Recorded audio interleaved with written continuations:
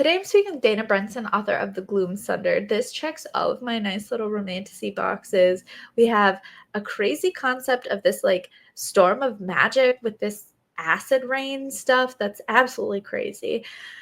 You get quite an ordinary female main character, but that makes her all the more extraordinary, as well as a delicious little why choose. So I hope you enjoy the conversation.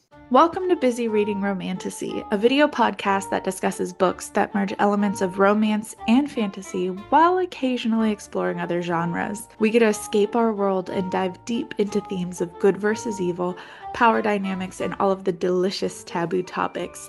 Curiosity and open-mindedness are a must. That being said, this is a podcast for mature audiences only and will contain spoilers. Your mental health matters, so be sure to check the trigger warnings of each book to decide if this is the right episode for you to listen to. Now, let's get into today's episode. How is, you're telling me a little bit, not only is it summer, it's also, as today, as we record this, is release day for you. How is kind of navigating all of that going? Oh boy, it's a lot. Woke up to some notifications on my phone and also a toddler coming in and saying I need to be with mom. So kind of trying to juggle my phone while snuggling the toddler to keep up with everything because I got a couple of book tours, release day tours going. And then I went out and fed the chickens and then I made breakfast for people. Amazing. Okay, pause, rewind. How many chickens do you have?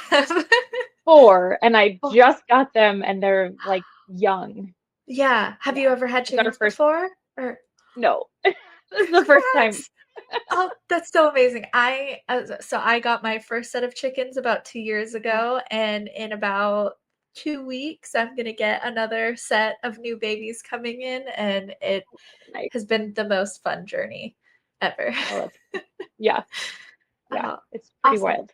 Awesome. Has that did you guys just decide like let's go for it? Do you have any other pets? Or? Yeah, we have 2 dogs, so we're trying to keep them separate because they have no idea with any kind of other creatures. So that it's been fun. Just only been like a week, so we're still getting used to it. That's fair. That's fair. Yeah, it's I think I was just going through the pictures of my old set because I forget how quickly they grow.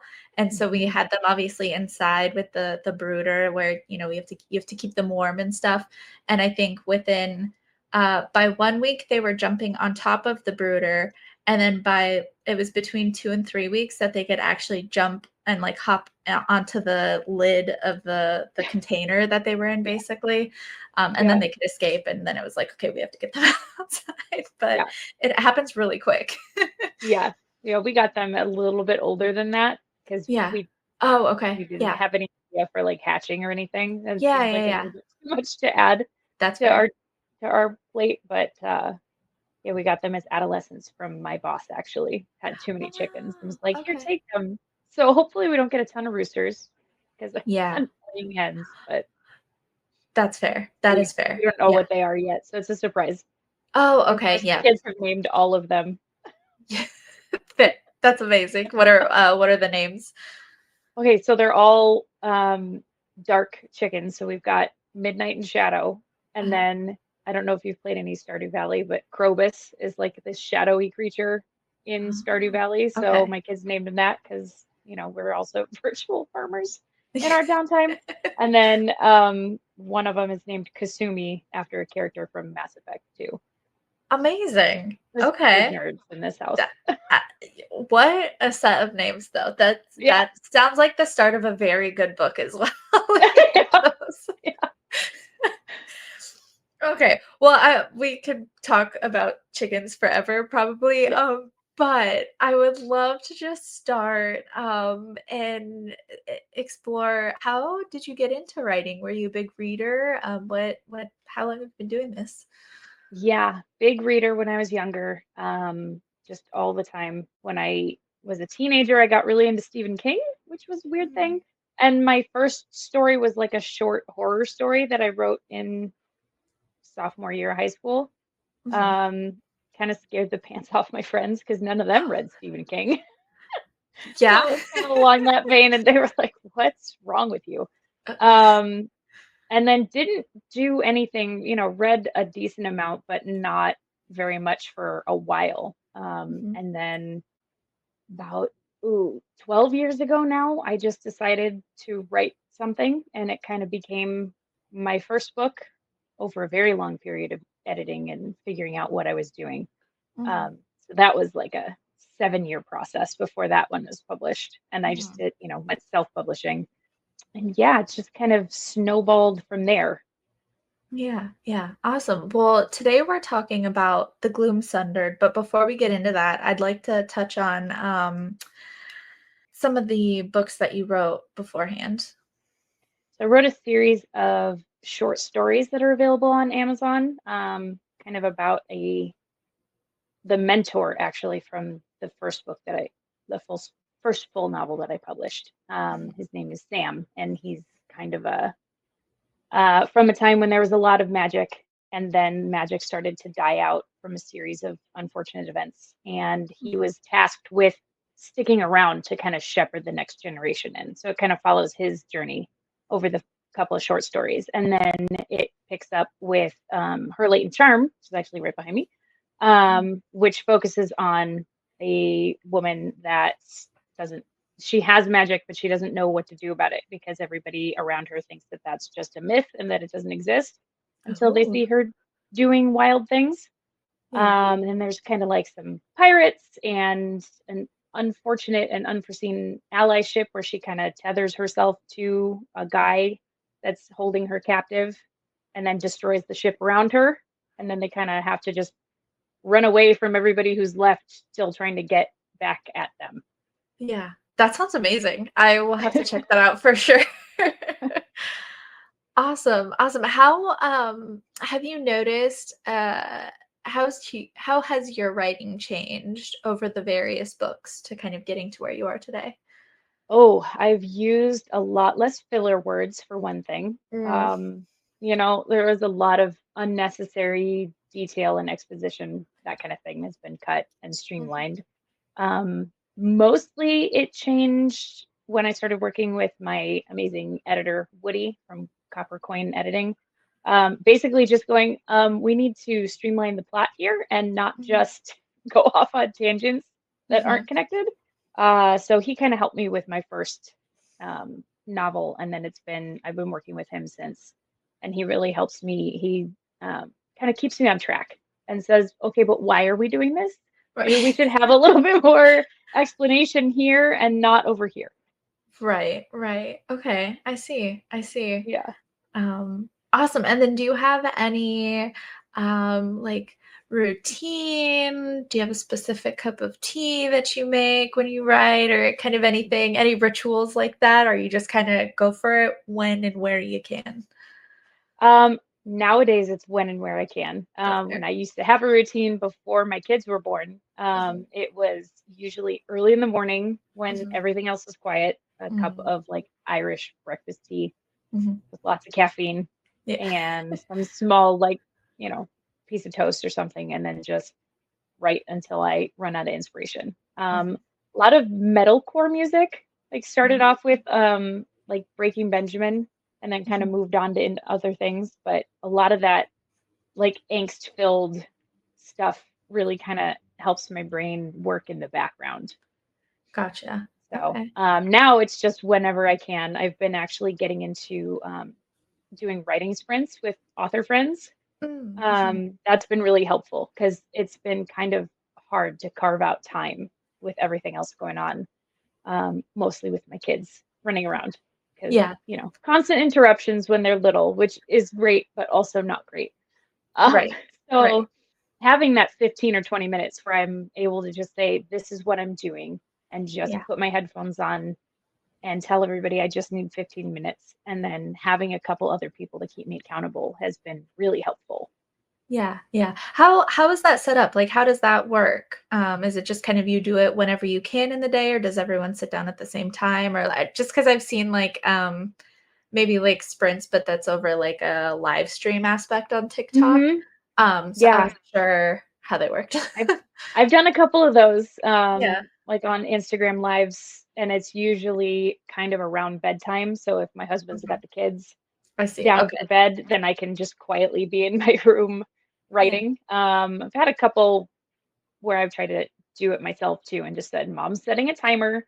You guys Mhm. keep playing the game that you're playing, which inevitably stops as soon as I have something else that I'm Of focusing on. course. Yeah. Always. Just like anytime you get on the phone, they're going to be right there asking for something when they didn't need anything for an hour prior. Yeah. But yeah, it's been a variety of things. I've also got another writer friend that I've been doing through Discord, and there's like a Mhm. little bot that tracks your word count and Oh, timer, okay. so you don't have to Yeah. think about it. Yeah. So that's been cool too. Nice, nice. I really enjoy a lot of digital tools nowadays that help with as someone who works from home and can easily do 50 million tasks before I sit in front of my computer. Yeah, The extra accountability is very helpful. yeah. Um, but awesome. So I before we get dive deeper into the book, I'm kind of curious, where did the inspiration of the Gloom Sundered like come from? Has it been ruminating in your head for a while? Um, Not that long, not like my first book. Yeah. This is one of those things I have really vivid dreams. So when I Oh, yeah. get into a lot of stuff or I have a lot of stuff going on in my head, it's kind of a good way for my subconscious to percolate those ideas. Mhm. So this one was one of those. I was watching a lot of Supernatural. Mm, So my main character was kind of styled after like Jensen Ackles' character Dean, gotcha. but like before he got jaded. So this is like Mhm. the process of him becoming jaded by Mhm. the world. Um, and honestly, a lot of political unrest, which is Mm. a big theme in the book. It's a little bit dystopian. There are themes of, getting displaced from your home and being put in situations you have no control over, and, just like a fight for survival kind of a thing. So, not a small mirror to a lot of things that are going on lately. So that's Yeah. it's always there. Yeah. Also, you know, having a plus size woman with no powers in a Mhm. magical world being kind of the main focus was really Mhm. appealing to me. Because, like, Yeah. I've written, like, the chosen one thing, the person Yeah. who has powers that are wildly, more powerful than other people, Yeah. which is always fun. But I don't see a lot of these are just the normal people that are kind of pushed to the side Right. in a fantasy world where there's a lot of magic and a lot of political upheaval and all that kind of stuff. So that was appealing to me. Right. Having somebody who has no powers and no fighting prowess, who's Yeah. just like, I am the right person at the right time. And Yeah. I've now got a job to do, even though I'm terrified. Yeah. So, That that yeah, that reminds me of my friend got me into Dungeons and Dragons, and mhm. the very first character that I created, which is crazy because her name was actually Isadora, and Izzy for Ooh, short.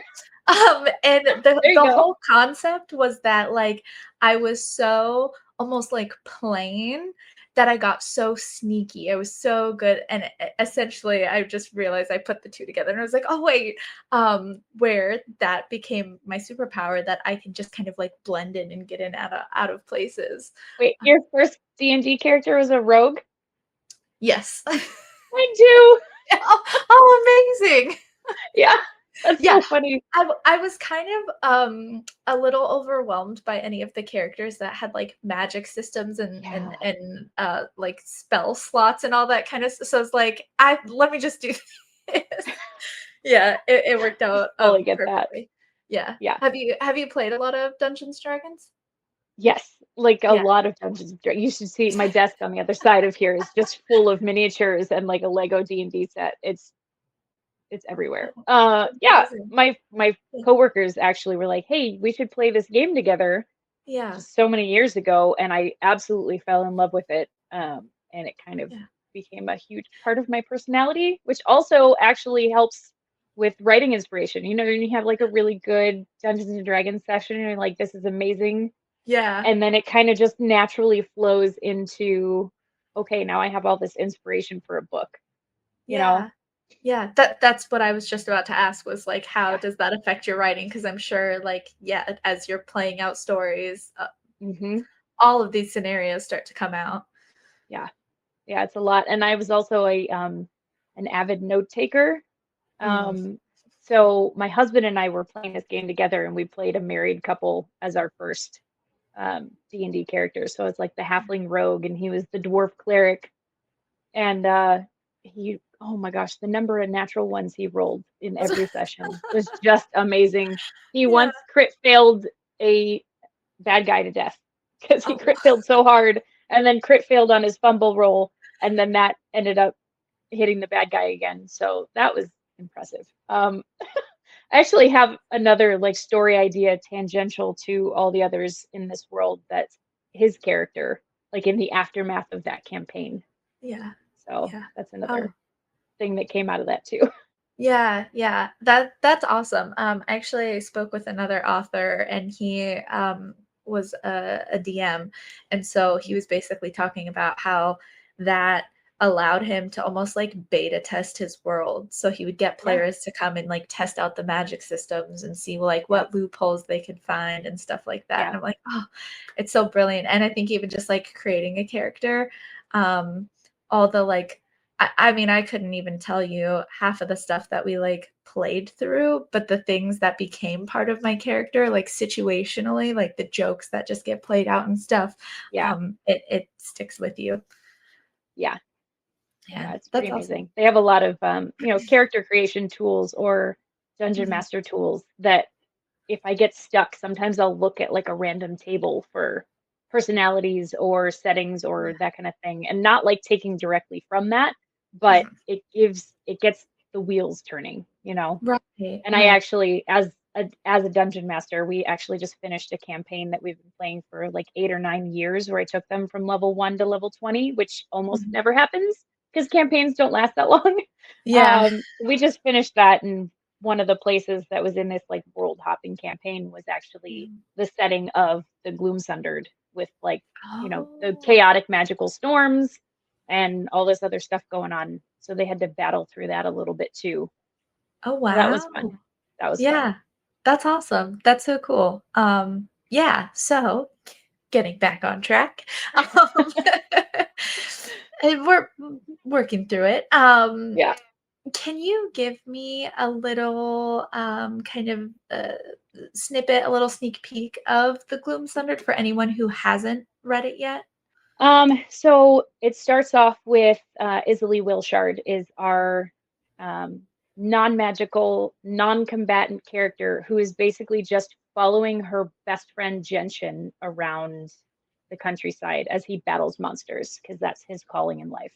So Mhm. she cooks for him. She makes sure that if he's helping people and they want to give him a reward, he doesn't just say no to everything because he needs new armor sometimes. And it's just kind of like his manager, hoping one day that he'll wake up and realize that she's been in love with him all this time, and maybe he's been in love with her, and it never happens. And then they kind of join this expedition to map the glooms, which are clouds of chaotic magic that are popping up all over the continent.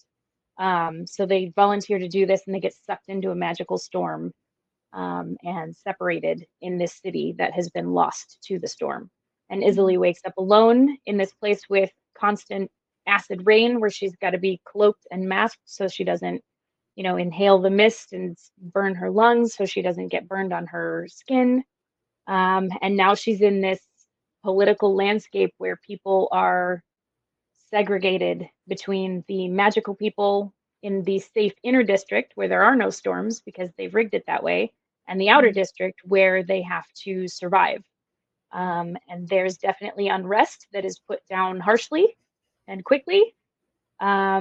And everybody has to work for their place, for their food, for their protective equipment to go outside. Mhm. Um, so then she finds herself navigating this landscape alone and meeting other people that feel very strongly about the magical overlords that she has always railed quietly against, and now finds herself in a position to potentially change things, to find people that have gone missing and just stumbles on this bigger and bigger plot within this small isolated city. Yeah, yeah. I have to give you props. One of like my favorite things that I always say, if you've listened to any episodes, is that the thing that I love about reading fantasy is you can create anything. And Mhm. it's also really hard to just like pull things out of the air. And a lot has already been done. So I get really excited about entering a new world and just figuring out like what are the rules here? How does magic Mhm. work? What is even possible?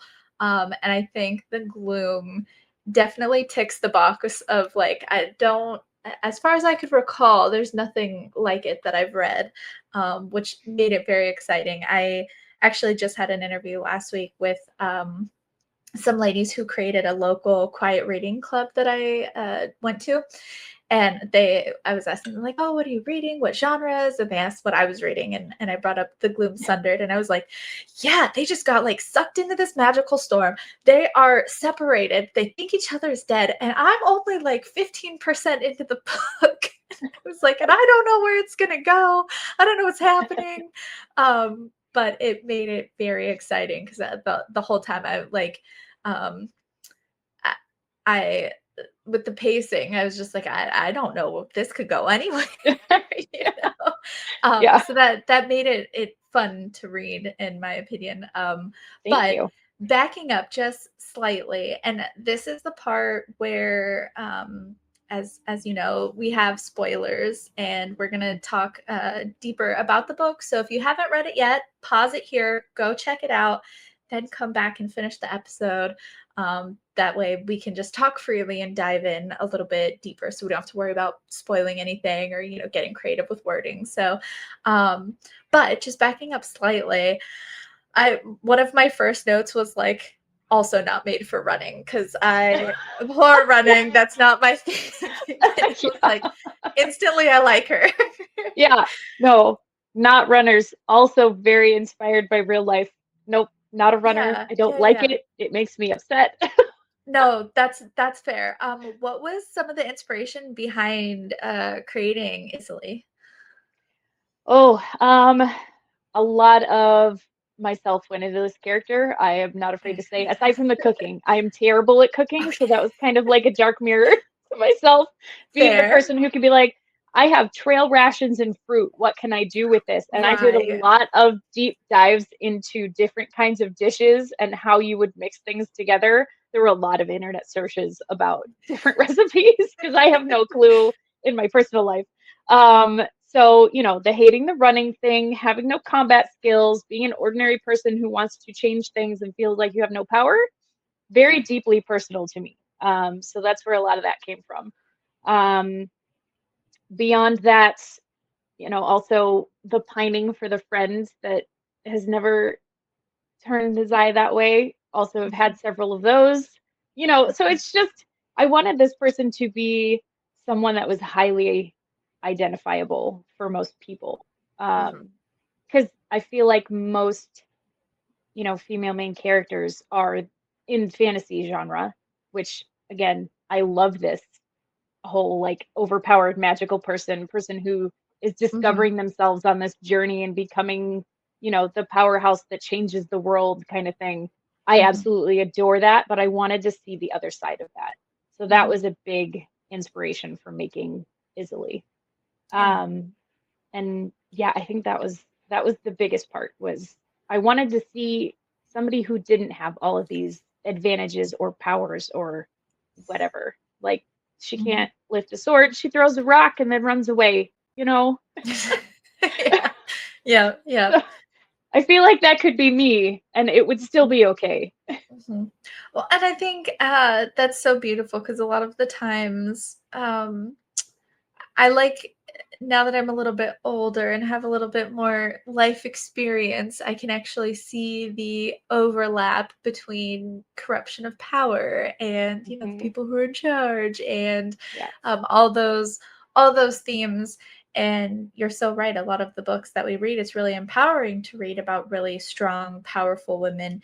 And there's something to be said about reading about a character that doesn't have a lot of those advantages, because it helps, a lot of times when it comes to maybe an everyday situation to think like, well, I'm no one special. What can I do? It's like, actually, that's part of it. And then That's a she becomes superpower. the linchpin for this whole city government, Yeah, It's just, absolutely. yeah. And just by being that one person that was in the right place at the right time, or wrong place in her case on a lot of the times, but Yeah. Oh, somebody yeah. who's just got the courage to just keep standing up and saying this Yeah. is wrong. Yeah, absolutely. Absolutely. So, progressing a little bit further, you mentioned how when they get caught in the gloom, they're separated. And Isley is in kind of the outer area that has the rain and really like grueling conditions. Mhm. I really felt for her, and she was really struggling. It got like pretty bad. Do you Yeah. want to talk a little bit about her experience versus Genshin's experience, and as Yeah. they're going through that time apart? Yeah. So Isaly lost everything that she knew and loved, Mhm. it was disheartening being isolated and in this strange place where walking outside is a death sentence if you don't have the right equipment. And it's like everyone's worst fear where she grew up is to be caught in these storms. And that's exactly Mhm. what happened because she followed the man that she loved a little too far and they didn't have a way out. So her experience, it's one of those things I feel like a lot of people have struggled with um, grief and isolation and depression. And, Mhm. that's one of the things that a lot of people go through. I have certainly gone through it. I've had peaks and valleys as well. And that was one of those things that I wanted to capture for her, especially because this is such a dismal place that she's caught in. And I feel like while again, that's another theme that's kind of explored in most fantasy, it's not something that you really settle into because you don't want to sit in that kind of quagmire for too long. That stuff doesn't sell as well as the escapism that you find Mhm. otherwise. When everything's on track, you have your highs and lows, but it's very dramatic highs and lows. It's not, Mhm. I have to live this every day.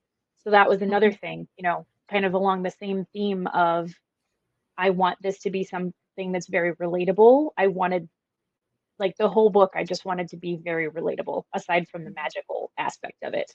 And that's another thing for Isaly's character. This is a high fantasy world, but it doesn't necessarily read as high fantasy in a lot of places because you're Mhm. seeing it from the perspective of a person who is not taught how the world works, because Mhm. that's part of the oppression.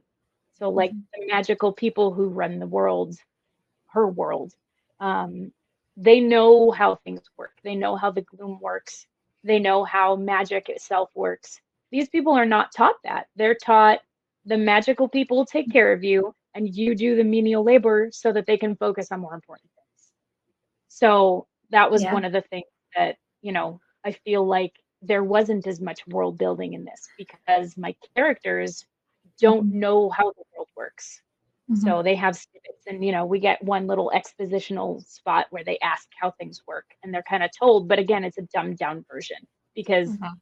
Ambient, who are the magical overlords, think that Mhm. everybody else is an idiot and doesn't need to worry about it because what are they going to do anyway? Right, right. Yeah, that's such a good point. I'm just reflecting on me reading it as a reader because again, I don't know that I can recall anything off of the top of my head where the main character is, yeah, someone who doesn't have powers and then exploring this world where exactly like you said, you kind of see it, but you're removed from it. Like, there's magic there, but it's not like, oh, in this system, how this all works, and this is what we have to do, because they Yeah. don't, they're not told about um, any of that. And even as you said, a lot of us when we read and why we read, even if it is those like really strong characters, it's kind of this form of like escapism and everything. Yeah. So I think the pacing went really well, and you could still relate to her and feel for her. And I think it was moving just quickly enough where, like you said, it didn't feel like we were stuck in it for all that long. And you know, kind of see her the ebb and flow of hope, you know, as Yeah. throughout the story. And then we get the entrance of another character, Celeste. Mm-hmm. What I loved her, first of all. Yeah, talk a little bit about her and what her entrance meant to the whole story. So Celeste is somebody who has been in this trapped city her whole life. It rolled in when she was young, and she lost some family members to it. Her dad was one of the people that spearheaded using a natural resource, the crystal that grows everywhere, that naturally repels these magical storms. He spearheaded the effort to protect the outer city where all of these non-magical people were relegated, and died because of it, because he was inhaling all of this rain even with some protective equipment.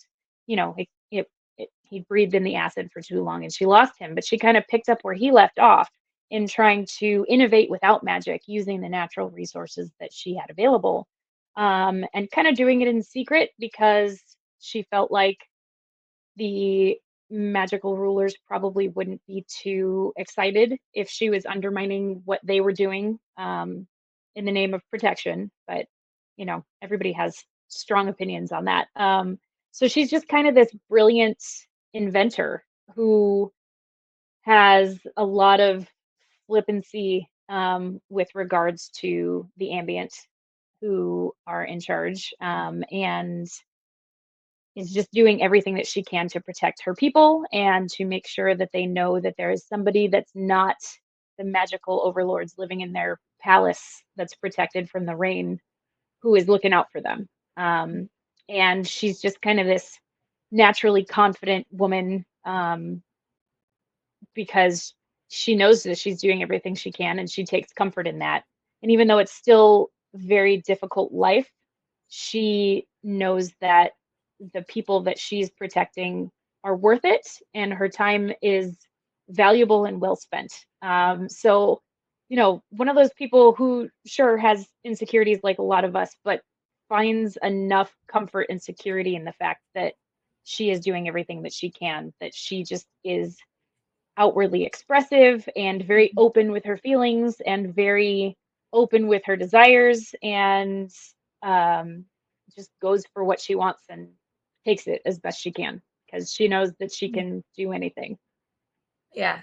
I think that's what I really admire is watching her interact with others, and just the way Hmm. she kind of as someone who tends to get more stuck inside my head and overthinking Hmm. things and like, oh, Hmm. what if, and it's like it's so easy to just say it and people take it how they'll take it, and you go from there rather than being, you know, locked in your own head. So Yep. I really love that. And even um so she finds Isily, and she thinks this one is broken. I noted Hmm. that down, Yeah. which just shows like again how rough it's been. She literally was hallucinating and thinking that she followed Hmm. Genshin, or she, you know, she woke up from a dream and she's trying to find him, and she goes out and gets caught in the rain.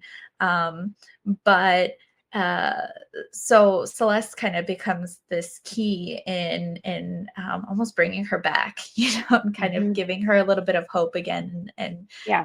getting her through that hard time.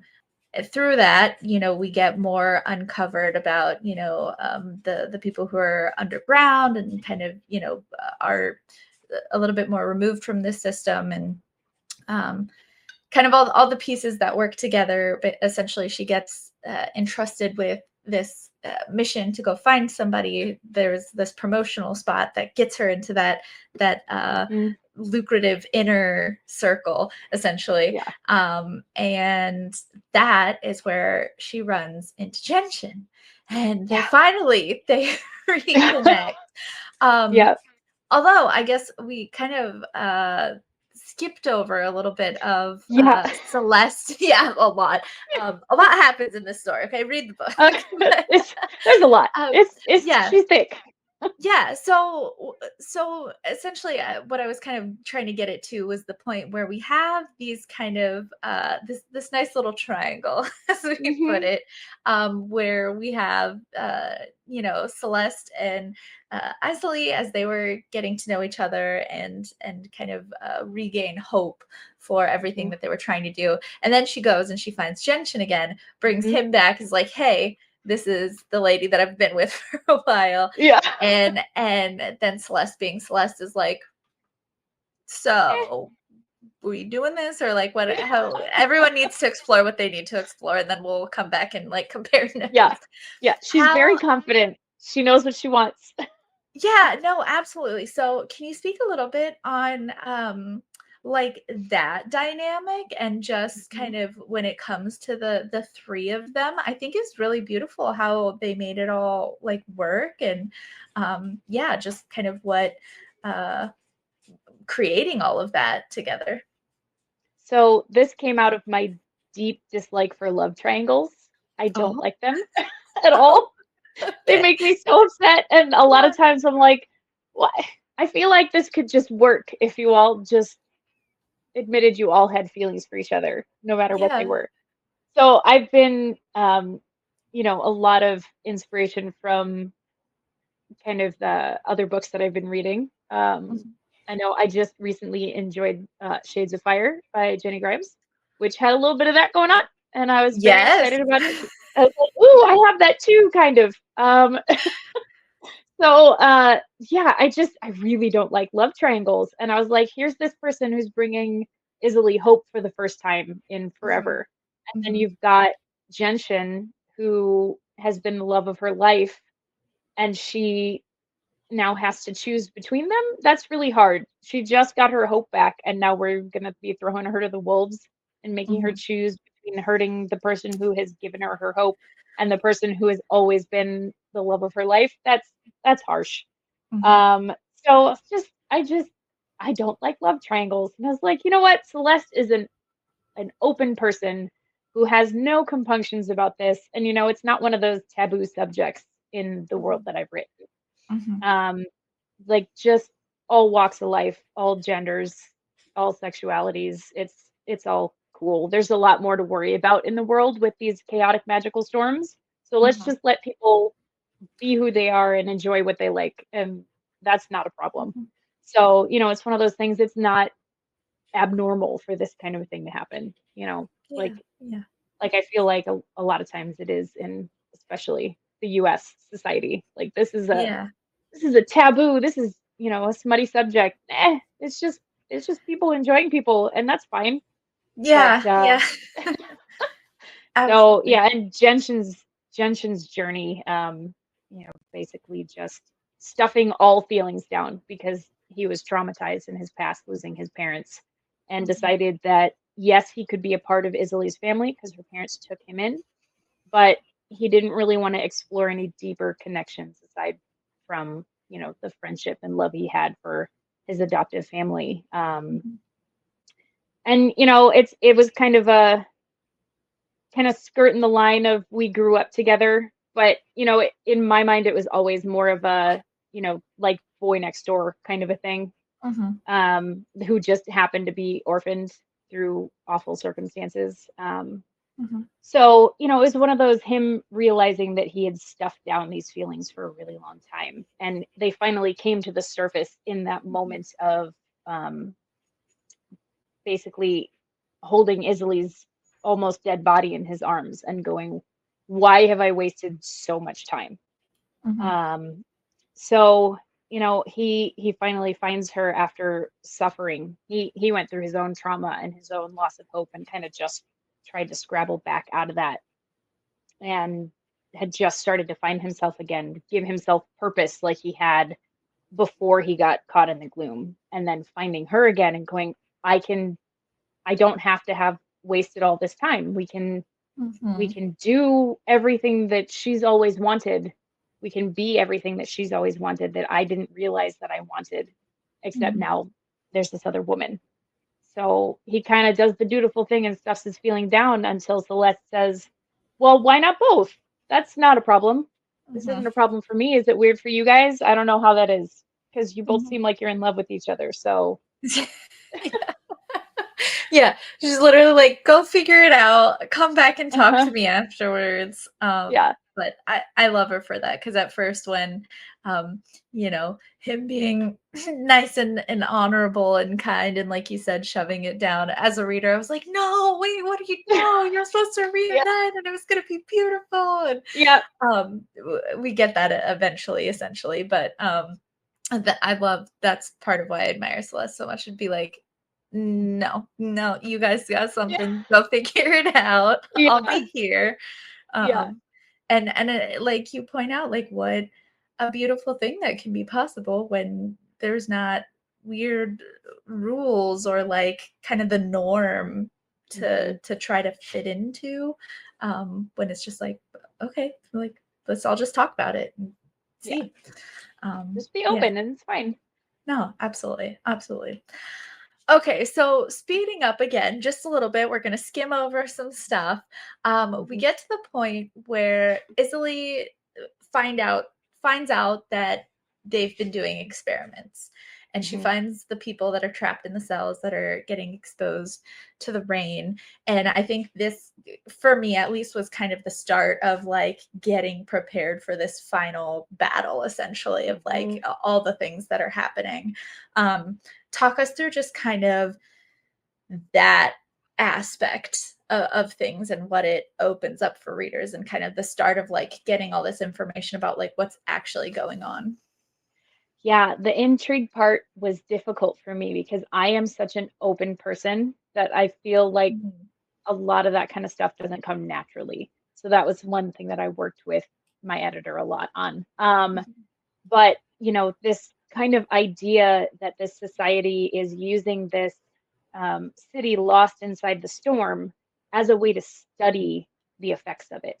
Mhm. Like that was important because what are we doing about all these storms? All these people who have the magic to affect the world.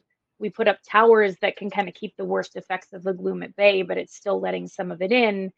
Um, it was a big deal because we're trying to kind of essentially save the world, but at what cost? Mhm. So that was a big turning point because here we have Isily, whose main goal at first is just see what happened to this person. One of our people went to the inner city ostensibly to work to get a better life because she was promoted up, rewarded for her loyalty and good work.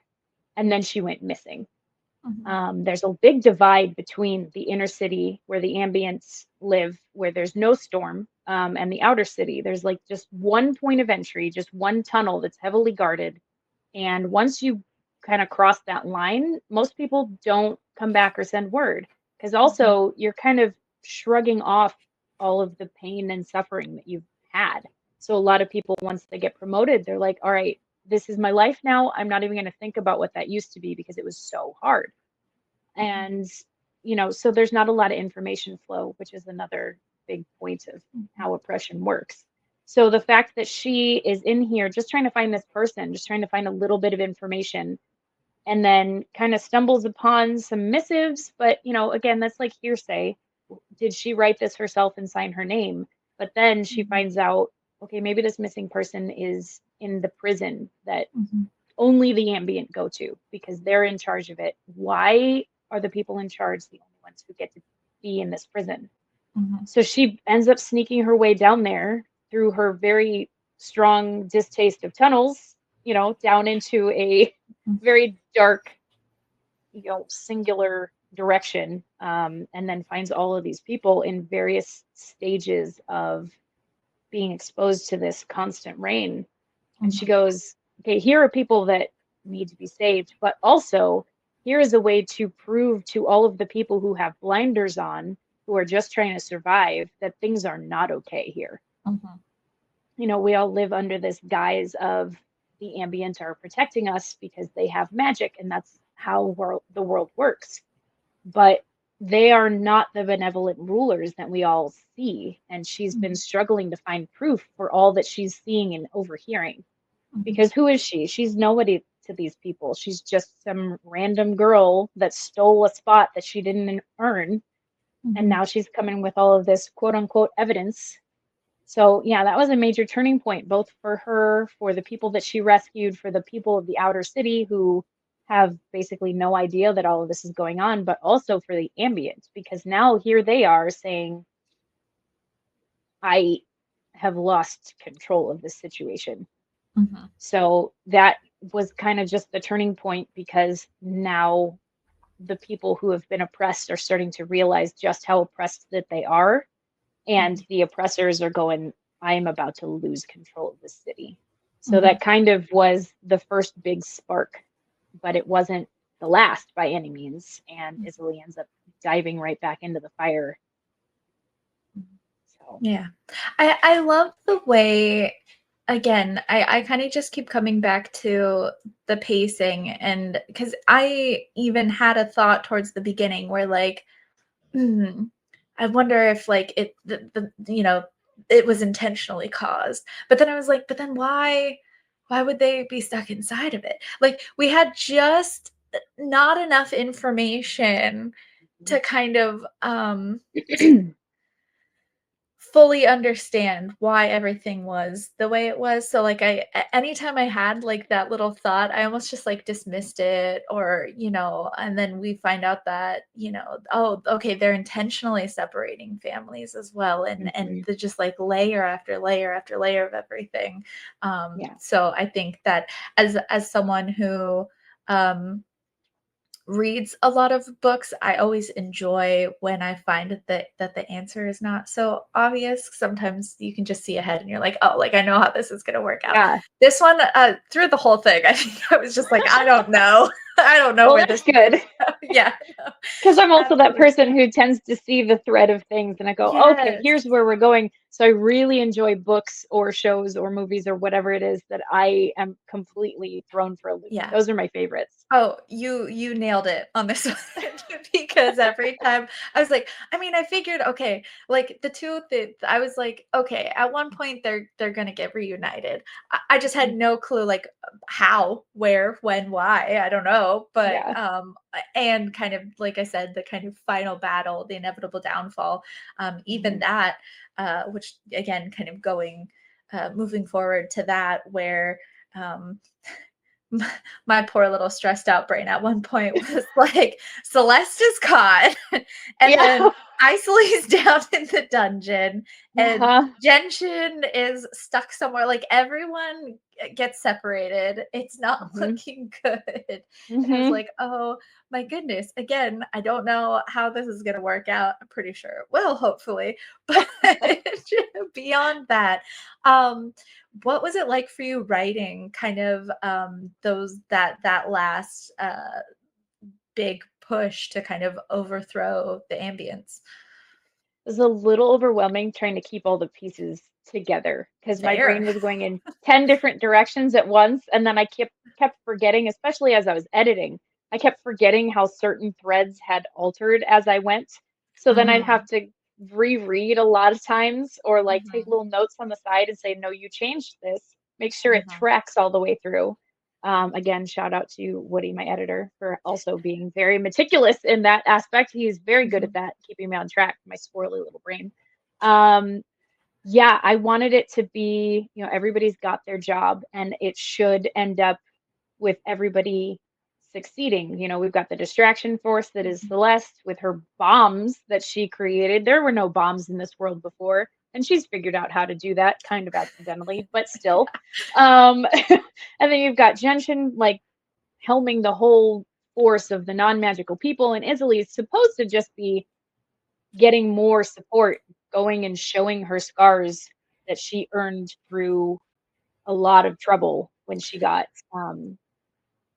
captured, which was Yeah. also every time I reread that part, it was heart-wrenching for me. Mm, When she lets all the people free and then stays behind to make sure that they can escape.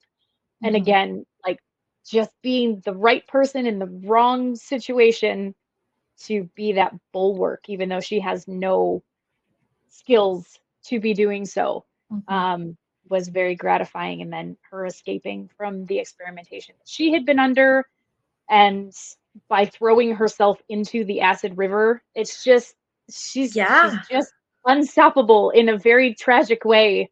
Like I feel like a lot of people would be in these kind of situations. But you know, that scene where she becomes the face of this revolution, unfortunately, with her scars, that part was hard. Every time I read that, I started crying because she, you know, she falls basically to her death, and then Genshin finds her mostly dead and just screams for help. That part always gets me. Always gets me. Every time I read it, makes me cry. But yeah, getting this final battle put together and basically having Isley show all of the people who have been sheltered from the storm, the people who were born to it, the people who were promoted to it, all the people who were willfully blind to the suffering of others because they were so worried that they would be one of those people, either for the first time or again. Just, you know, a lot of those people have to be shocked out of their complacency, out of their neutrality. And Isley was that person. The people that she rescued that had been scarred and healed and scarred again and almost killed and then brought back to life, all of those people were basically the reason that any other non-magical people joined from this comfortable position of, I don't live in the storms, it doesn't affect me, why would I do anything to help the people that it's affecting? Right. Because then I could be one of those people. So that was another big part of this final battle, was drumming up support of the people who weren't affected, who were privileged enough not to have to deal with it. So, you know, just using her literal scars as the flag of resistance and saying, this could be any one of you. And then just everybody getting separated and everything going to hell, because that's how it always works. You know, you play D&D, you understand. We make a plan, it doesn't work, and then we have to figure out what else to do. So that was kind of how that went. And, you know, Genshin getting support from one of the ambient, who was supposed to be kind of the next head of the city in name, and just kind of going that route, because he, you know, he's his cinnamon roll sweet self. Everybody kind of loves him all the time, even though he's, you know, now resisting everything that they supposedly stand for. Right.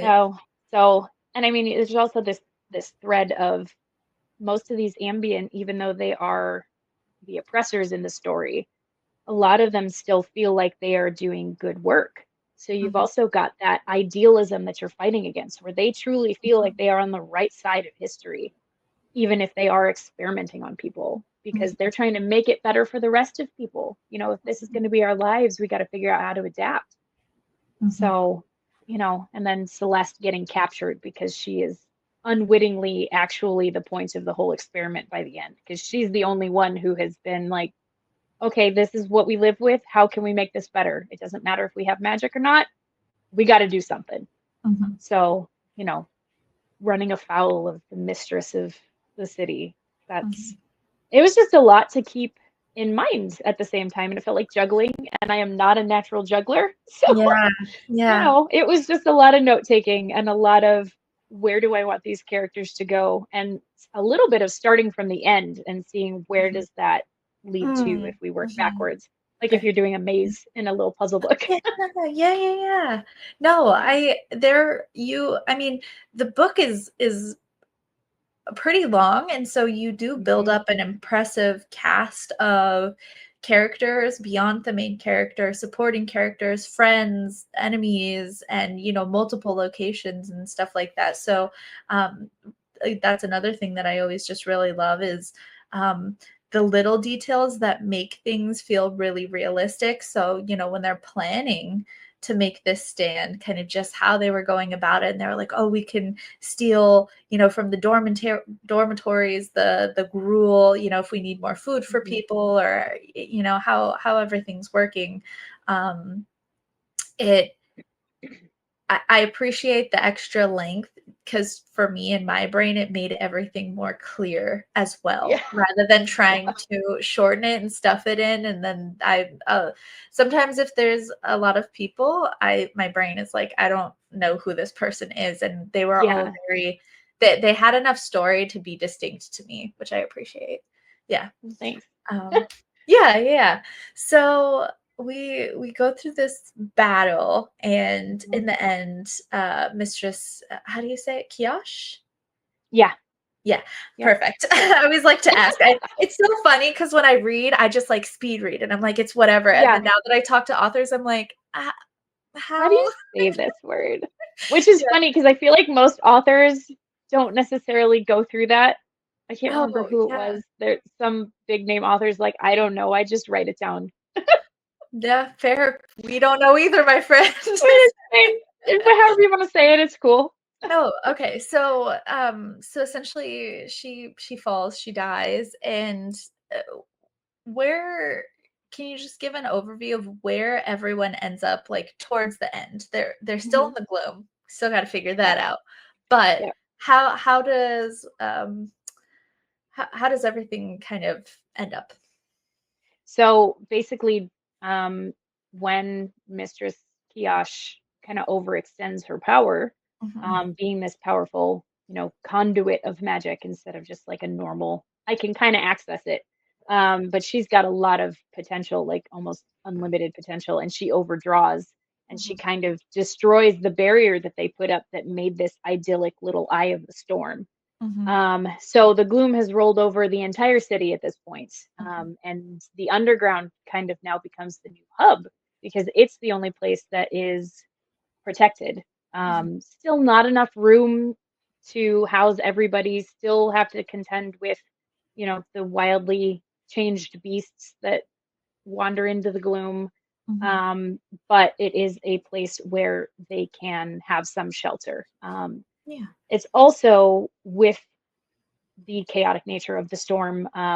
Any magic that they're using above ground now is kind of like intensifying the storm because Mm. of part of the experiments that they did. They could actually kind of control the intensity of it, Mhm. which ends up being a big tactic at the end is I'm going to turn this natural Right. occurrence against you, and make it stronger so that even the protections that we give you are not going to work, Mhm. because we know that they're going to fail.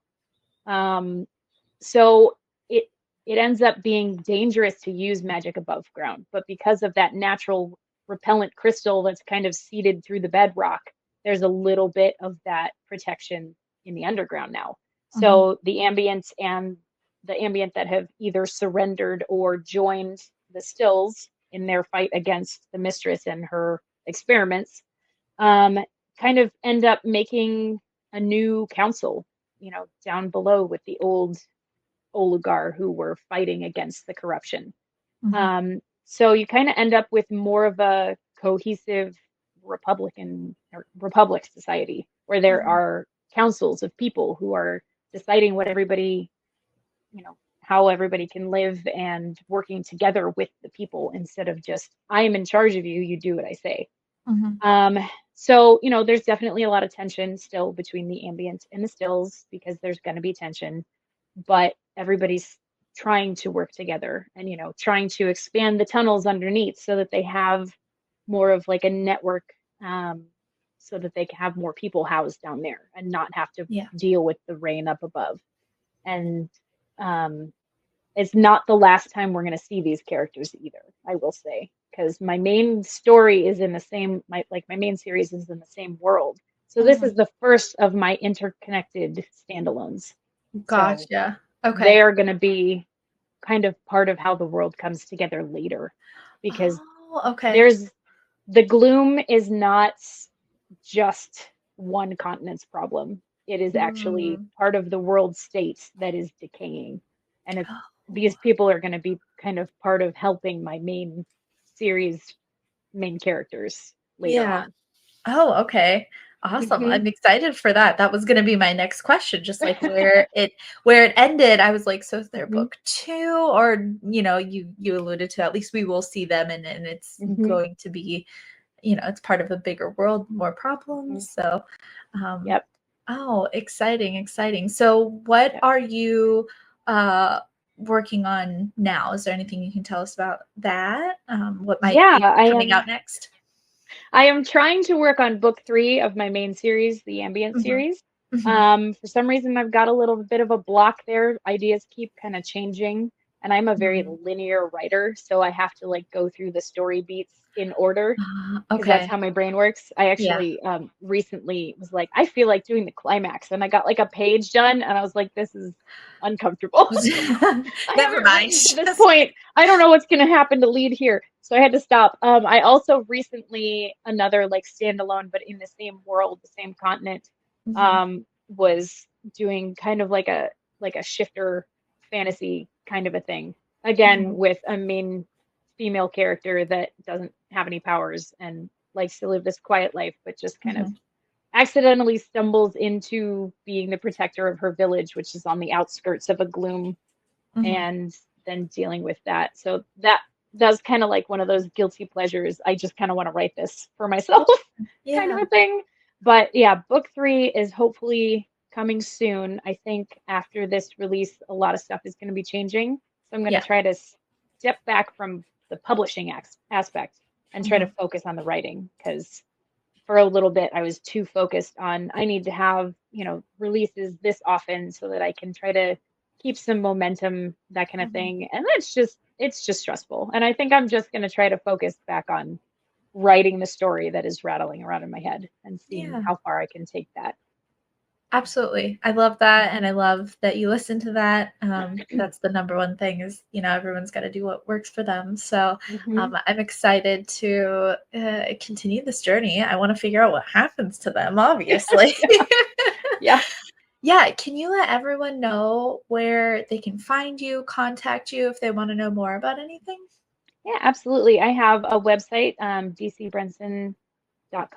And then my books are going to be available on Kindle Unlimited and ebook and print through Amazon. And also the print book is wide, so wherever you can find print. And you can find me Mhm. on socials at DC Brentson Author.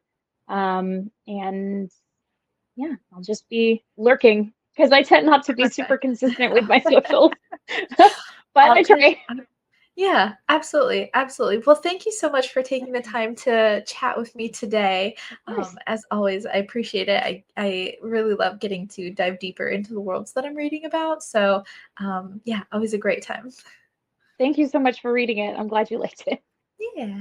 If you've made it to this point in the episode, thank you so much for watching. I'd be incredibly grateful if you showed some support either by following or subscribing, depending on what platform you're watching on, and leaving a comment. You can always follow me on Instagram at Busy Reading Romantasy or on TikTok at busy reading romantasy to see what I'm up to. You can also email me at busyreadingromantasy@gmail.com to tell me your thoughts, dreams, secrets, or if you just have any book and author suggestions you'd love me to cover. Grab yourself a good book, get cozy. I'll see you next Wednesday for a new episode.